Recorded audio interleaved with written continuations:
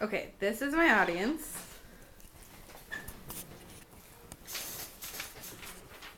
Okay, my narrative speech is called The Dash to Doom. It all started out on a blazing hot summer day. My younger siblings, my best friend, and I all decided to head out and do some slip and sliding. If only I had known what was about to happen and the scars I would have for the rest of my life. We first had to dig out the slip and slide, what happened to be a task all on its own. It had been buried underneath everything, being as to how I haven't used it since I was about 10, and that was a good 9 years ago. So we dug it out and spread it out and got the hose running. My sister was the first to go. She ran back about 50 feet, ran forward, and dove in. She didn't get very far at all. The first problem we had to deal with was the fact that the slip and slide isn't actually slippery. The second problem was that since we were big kids now, the slide is a lot shorter than what it used to be.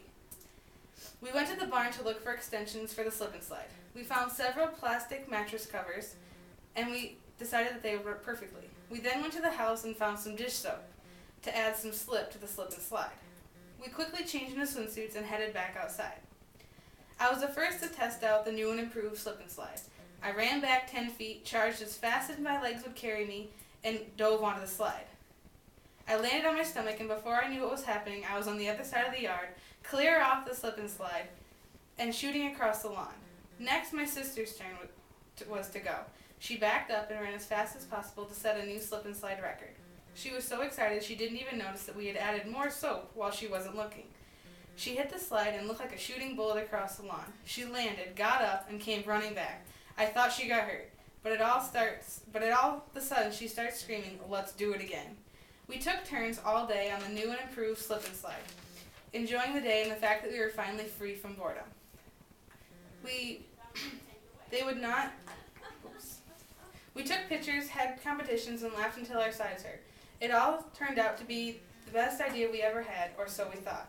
After several turns on the slip and slide, we began to hurt. There was a burning sensation on our skin, and we looked a little red. We decided to go for a few dozen more runs before we got cleaned up and put everything away. Finally, we couldn't take the pain any longer, and we decided to pick things up and clean ourselves up.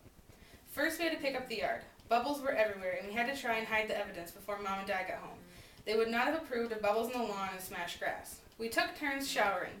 Once I hit the shower, I realized what had happened. Number 1, dish soap is not made to be on your skin for hours on end.